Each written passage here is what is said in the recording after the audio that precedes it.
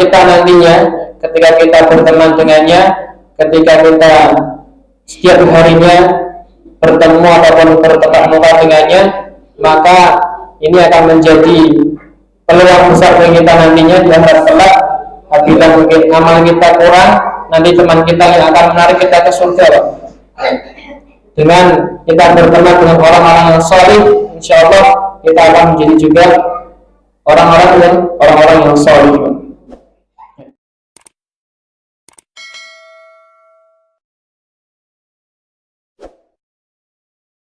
Bismillahirrahmanirrahim. Ya ayyuhalladzina amanu taqullaha haqqa tuqatih wa la tamutunna illa wa antum muslimun. Ya ayyuhalladzina amanu kutiba alaikumus shiyam kama kutiba alal ladzina min qablikum la'allakum tattaqun. Allahumma la sahla illa ma ja'altahu sahla wa anta taj'alul husna idza syi'ta sahla. Faqala Rasulullah sallallahu alaihi wasallam, ittaqillaha haitsu ma kunta wa atbi'is sayyi'ata al-hasanata tamhuha wa khaliqin nasa bi khuluqin hasanin. Bapak Ibu jemaah salat zuhur yang semoga Allah rahmati dan Allah berkahi. Pertama, kita bersyukur kepada Allah Subhanahu wa taala yang telah memberikan kita kenikmatan yang paling utama dan yang paling besar adalah nikmat iman dan nikmat Islam, dan tak lupa juga adalah nikmat sehat, nikmat sempat yang Allah berikan kepada kita, sehingga pada tahun ini kita bisa diberikan kesempatan umur kita untuk sampai di bulan Ramadan. Ini adalah suatu nikmat yang sangat besar yang wajib kita syukuri, karena tidak semua orang diberikan umur untuk bisa sampai di bulan Ramadan.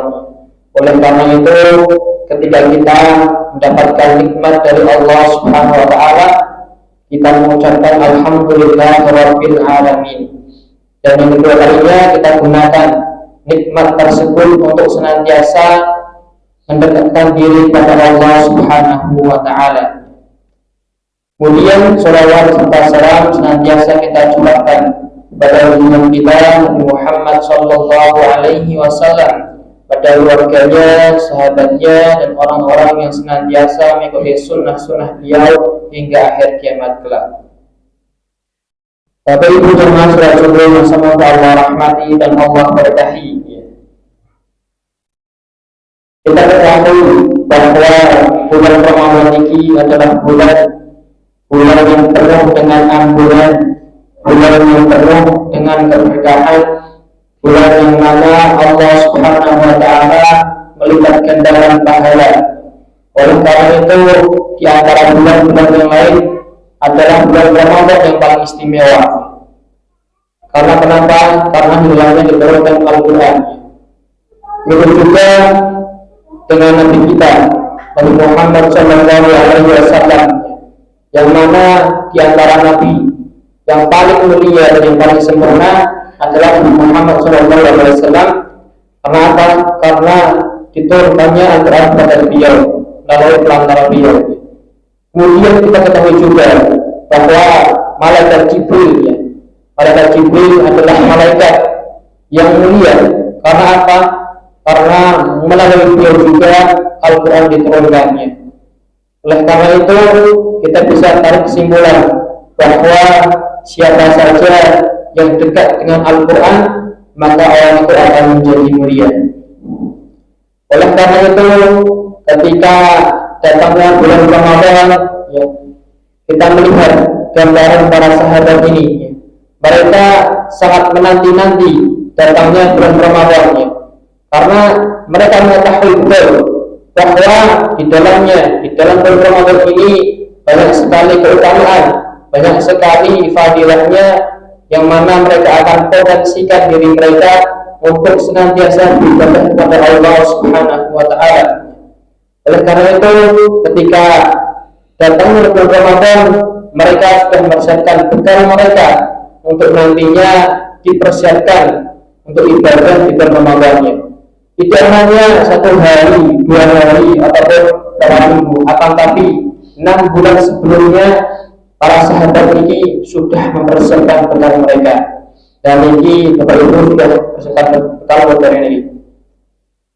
Ya, kita ketahui ya bahwa para sahabat, kelasnya para sahabat ini 6 bulan sebelumnya sudah dipersiapkan apa yang mereka lakukan nanti di bulan Ramadan. Mereka persiapkan dari jasmaninya, dari rohaninya, mereka perkuat ya. Kemudian 6 bulan setelahnya, setelah bulan Ramadan meninggalkan mereka, apa yang dilakukan adalah mereka berdoa kepada Allah Subhanahu wa taala untuk apa? Untuk amal ibadah mereka itu diterima di sisi Allah Subhanahu wa taala. Inilah gambaran para sahabat. Yang pertama, mereka sangat menanti-nanti datangnya bulan Ramadan. Kemudian ya, gambaran sahabat yang kedua adalah ketika datangnya bulan Ramadan, mereka potensikan diri, mereka maksimalkan diri dengan senantiasa membaca Al-Quran. Oleh karena itu mereka sangat mempersedikitkan ya urusan-urusan dunia, urusan-urusan yang melalaikan dari kehidupan akhirat. Oleh karena itu urusan dunia mereka persempit, perkecil ya, dari hal muamalah atau perjualan atau lain sebagainya. Mereka mempersedikit ya, urusan dunianya untuk apa? Untuk fokus beribadah di bulan Ramadan ini. Mereka gunakan setiap waktunya, setiap waktu luangnya ya, gunakan untuk membaca Al-Quran. Oleh karena itu tidak heran apabila para sahabat ini mampu untuk menghatamkan Al-Quran dalam waktu 3 hari ya. Dalam waktu 3 hari ya. Mereka sangat bersungguh-sungguh sekali ya. Sangat bersungguh-sungguh sekali untuk bisa menghatamkan Al-Quran sebanyak-banyaknya. Kemudian gambaran sahabat yang selanjutnya adalah ketika datangnya bulan Ramadan, para sahabat senantiasa melakukan amalan-amalan sunnah. Tidak hanya yang wajib saja yang mereka kerjakan, akan tetapi amalan sunnah pun mereka kerjakan. Karena apa? Karena mereka mengetahui bahwa sejatinya di bulan Ramadan ini pahala sunnah akan dilipat gandakan menjadi pahala wajib. Oleh karena itu sangat penting sekali apabila kita meninggalkan sholat sunnah ya, entah itu sholat sunnah fardhiyah, mu'tadiyah ataupun sholat sunnah tarawih ya. Karena itu merupakan salah satu amal kita ya, amal kita yang dinilai nanti oleh Allah Subhanahu wa taala ya. Kita kerjakan dengan penuh keikhlasan, dengan penuh khusyuan, maka itu akan menjadi amal berat iman kita di akhirat kelak. Kemudian gambaran sahabat yang selanjutnya adalah mereka senantiasa bersedekah. Para sahabat senantiasa ya, ketika datangnya bulan Ramadan, mereka gunakan ya, harta mereka gunakan apapun yang mereka miliki untuk diinfakkan di bulan Ramadan. Jadi bukan hanya sekedar ketika datangnya bulan Ramadan, akan tapi sebelum jauh-jauh hari, sebelum jauh-jauh bulan mereka sudah mempersiapkan harta terbaik mereka untuk nantinya diinfakkan di bulan Ramadan. Kemudian gambaran sahabat yang selanjutnya adalah mereka senantiasa berpuasa. Sebelum datangnya bulan Ramadan, mereka mempersiapkan diri mereka untuk memperkuat badan mereka, memperkuat jasmani dan rohani mereka dengan berpuasa. Makanya Allah Subhanahu wa taala berfirman, A'udzu billahi minasy syaithanir rajim. Bismillahirrahmanirrahim. Ya ayyuhalladzina amanu kutiba alaikumus syiyam kama kutiba alal ladzina min qablikum la'allakum tattaqun. Allah Subhanahu wa taala berfirman di dalam Al-Qur'an yang mana Allah mengatakan, ya ayyuhalladzina amanu kutiba alaikumus syiyam, wahai orang-orang yang beriman, sesungguhnya kami telah mengucapkan kepada kamu untuk berpuasa, dan sebelumnya sudah dipersiapkan, sudah dikabarkan terlebih dahulu, Supaya apa? Supaya kita la'allakum tattaqun, supaya kita mendapatkan gelar takwa oleh Allah Subhanahu wa taala.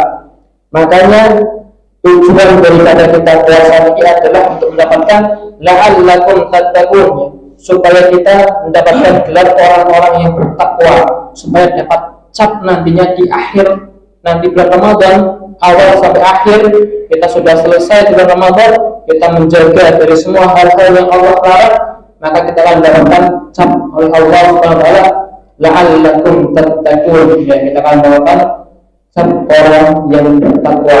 Oleh karena itu puasa ini adalah menahan diri kita untuk tidak bermaksiat kepada Allah Subhanahu wa taala, ya.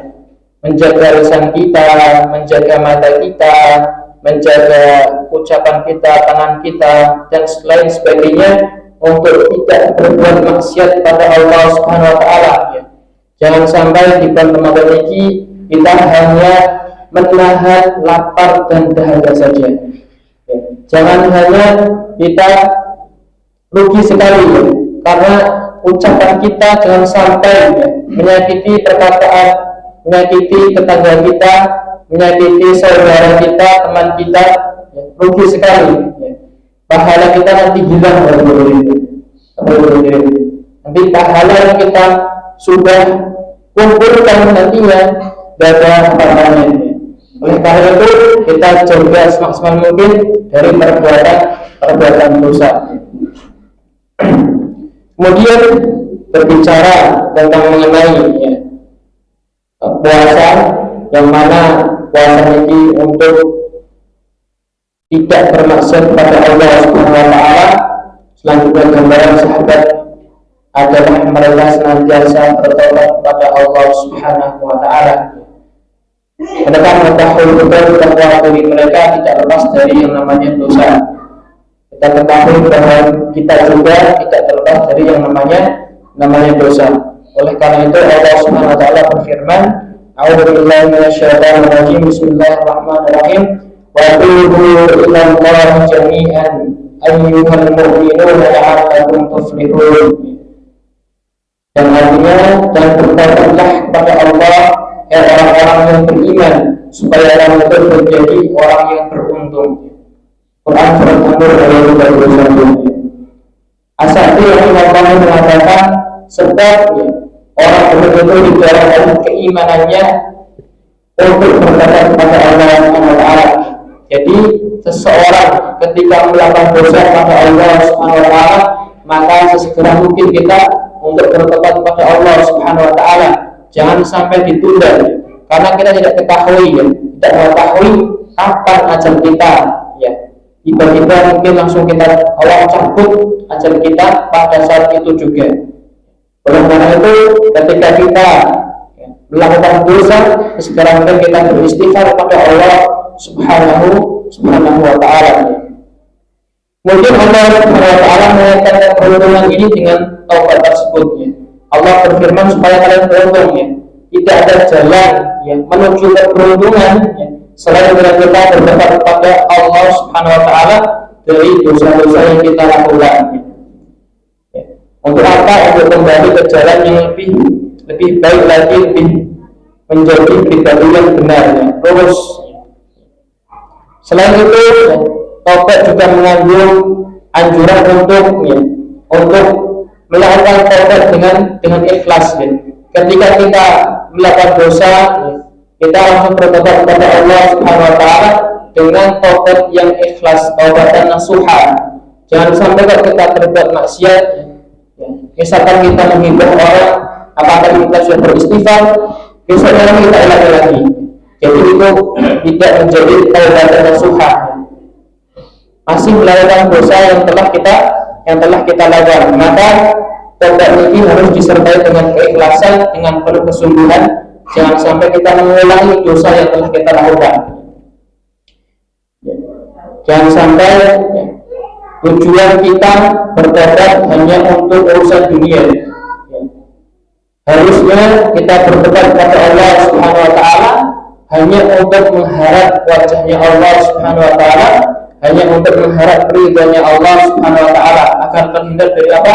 Terhindar dari riya, terhindar dari sum'ah dan lain sebagainya. Makanya urgensi taubat dalam kehidupan Rasulullah SAW, ya, dari al-akhbar al-muslim bahwa Rasulullah SAW bersabda, innahu la yughanu ala qalbi wa inni la astaghfirullah fi yawmi mi'ata marrah. Sesungguhnya hati Rasulullah ini terlindungi dan sungguh akan memohon ampun pada Allah Subhanahu wa Ta'ala dalam satu hari sebanyak 100 kali. Ini kelasnya Rasulullah, berbagai 100 kali, dan kita berkali kali. Sudahkah kita melebihi atau kurang parah? Kita sehari berapa kali berkata kepada Allah? 5. Kalau termasuk beristighfar kepada Allah, ya, karena manusia itu tidak lepas dari namanya dosa. Rasulullah, ya, yang mana menjadi suri tauladan juga, bertobat dalam sehari itu 100 kali beristighfar, ya, beristighfar kepada Allah 100 kali. Ini Rasulullah, ya. Dan kita sebagai manusia biasa yang mana mungkin kita, ya, sering melakukan dosa, ya, sebisa mungkin kita malah lebih banyak dari Rasulullah, ya. Kita beristighfar di kala mungkin waktu kita, kerja kita, ataupun apapun itu, kita senantiasa beristighfar kepada Allah Subhanahu wa Ta'ala. Oleh karena itu, Hasan Al-Basri mengatakan, perbanyaklah beristighfar di rumah kalian, di meja makan kalian, di jalan, di pasar, di majelis ilmu, dan dimanapun kalian berada, sebab kalian tidak tahu kapan ampun itu turunnya. Kita mengetahui bahwa setan itu ada di sekeliling kita. Oleh karena itu Allah mewanti-wanti, Allah menasihati kita, Allah memberikan kabar kepada kita untuk senantiasa beristighfar kepada Allah Subhanahu wa Ta'ala dimanapun kita berada.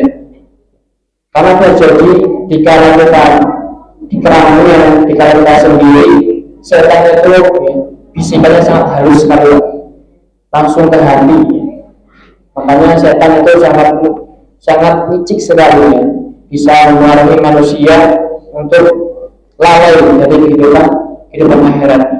Oleh karena itu, ya, kita gunakan di kala kita sendiri ataupun di kala kita banyak orang lain untuk senantiasa beristighfar kepada Allah Subhanahu wa Ta'ala. Kemudian Ibnu Qayyim rahimahullah ta'ala, istighfar yang mampu mencegah datangnya siksa adalah istighfar yang diiringi meninggalkan semua perbuatan dosa, semua perbuatan dosa yang kita lakukan. Adapun orang yang mana terus berbuat dosa dan meminta ampun kepada Allah Subhanahu wa Ta'ala, maka hal ini tidak bisa menghalangi siksa yang Allah timpakan padanya. Kenapa kok seseorang sudah melakukan dosa, masih melakukan dosa kemudian berdoa Allah ampunan, apakah itu asyiknya masih dilakukan? Kan mustahil Allah SWT akan memberikan ampunan kepadanya. Makanya siksa ini mesti akan ditimpakan kepadanya. Oleh karena itu, sekali lagi, ketika kita berbuat dosa, sebisa mungkin kita bertobat dengan taubatan yang nasuha, bertobat yang sebenar-benarnya dengan semurni-murninya. Jangan sampai diulangi lagi. Istighfar, kita ketahui bahwa istighfar ini adalah solusi banyaknya masalahnya. Allah Subhanahu wa Ta'ala berfirman di dalam Al-Qur'an ayat 3, dan hendaklah kamu minta ampun kepada Rabbmu dan bertobat kepadanya. Jika kamu mengerjakan yang demikian, niscaya Allah akan memberikan kenikmatan yang baik terus menerus sampai kepada waktu yang telah ditentukan. Dan dia akan memberi kepada tiap-tiap orang yang mempunyai keutamaannya. Jika kamu berpaling, maka sungguhnya aku takut kamu akan ditimpa siksa di hari kiamat. Ini adalah sebuah janji Allah Subhanahu wa Ta'ala, yang mana ketika kita beristighfar kepada Allah, kita minta ampun kepada Allah, maka Allah akan memberikan nikmat yang terus menerus pada kita.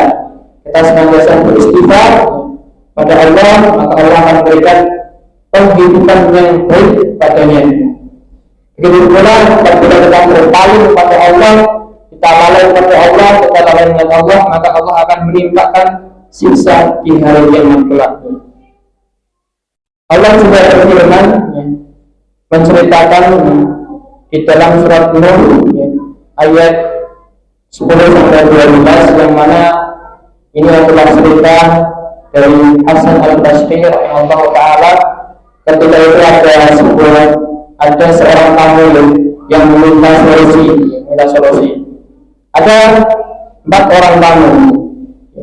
Yang pertama adalah tamu yang mengeluhkan datangnya musim paceklik. Yang bertanya kepada Hasan al-Basri, "Wahai Hasan al-Basri, kami minta solusi kepadamu.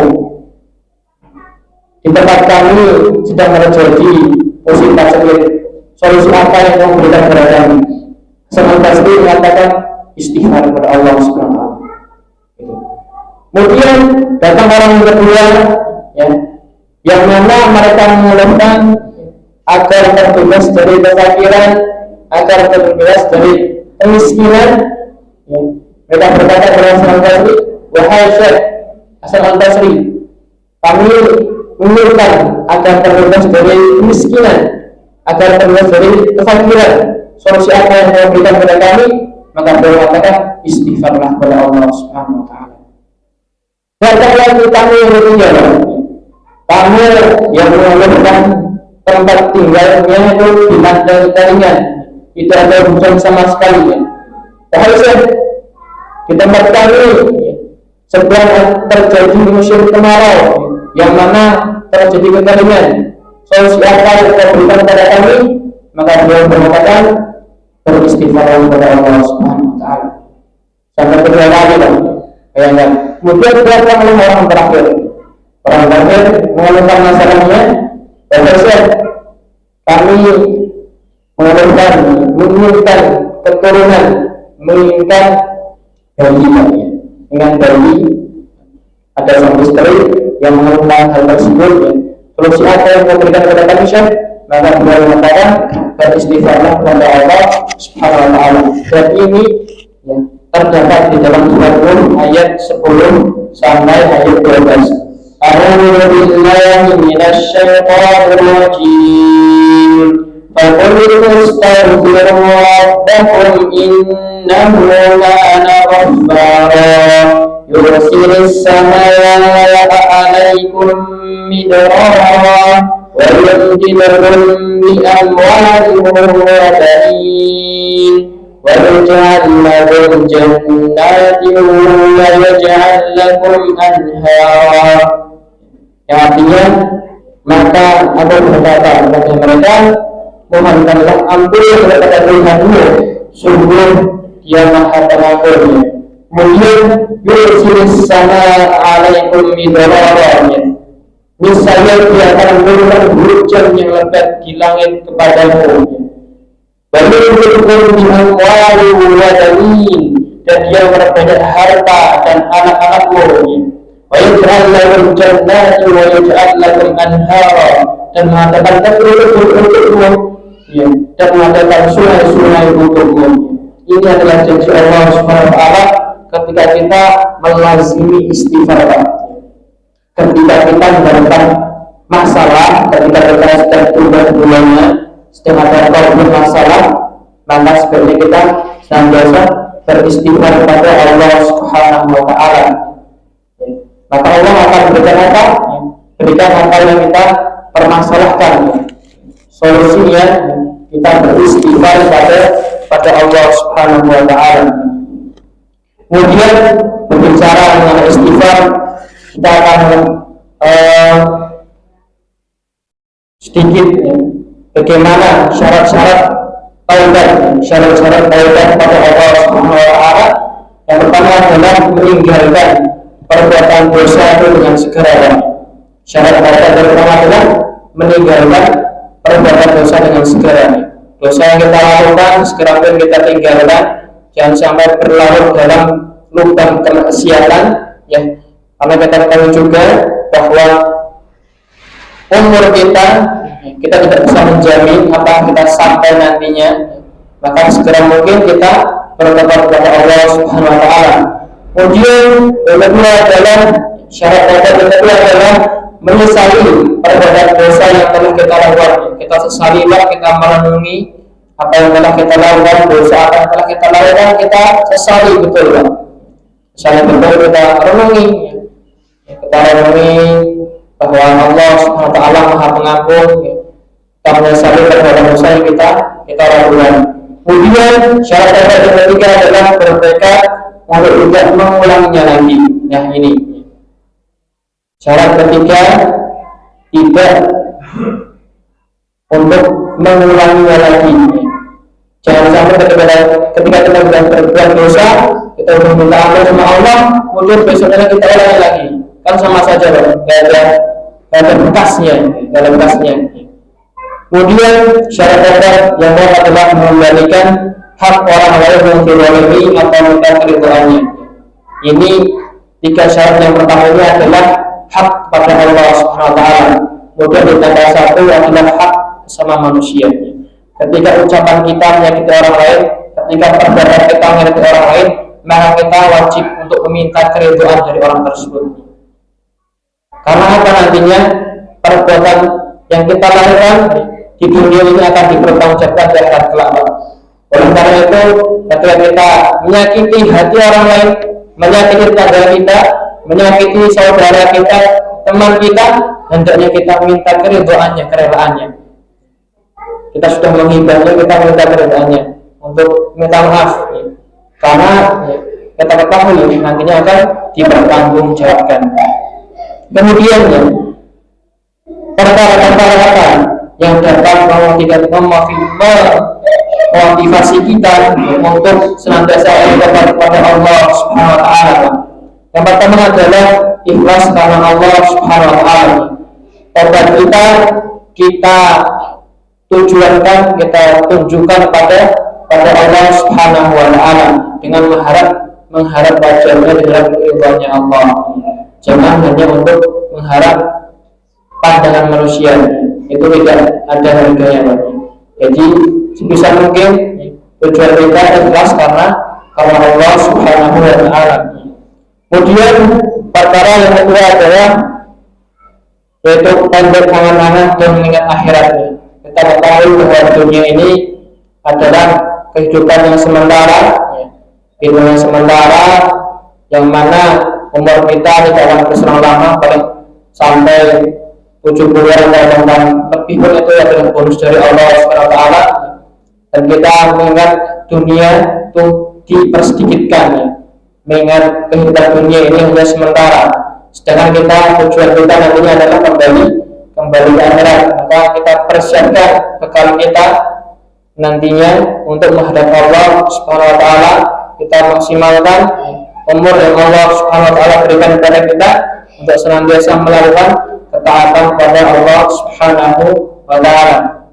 Kemudian perkara yang ketiga adalah menjauhi segala pemicu yang mengingatkan pada maksiatnya. Ketika kita berada dalam sebuah jalan atau dalam keadaan tertentu, kita sebisa mungkin untuk menjauhi dari hal tersebut yang agar kita terhindar dari berbagai kemaksiatan. Kemudian yang keempat adalah kita berteman dengan orang-orang yang saleh dan orang-orang yang baik. Karena orang yang baik ini, orang yang saleh ini akan menarik kita nantinya ketika kita berteman dengannya, ketika kita setiap harinya bertemu ataupun bertatap muka dengannya, maka ini akan menjadi peluang besar bagi kita nantinya di akhirat kelak. Apabila mungkin amal kita kurang, nanti teman kita yang akan menarik kita ke surga.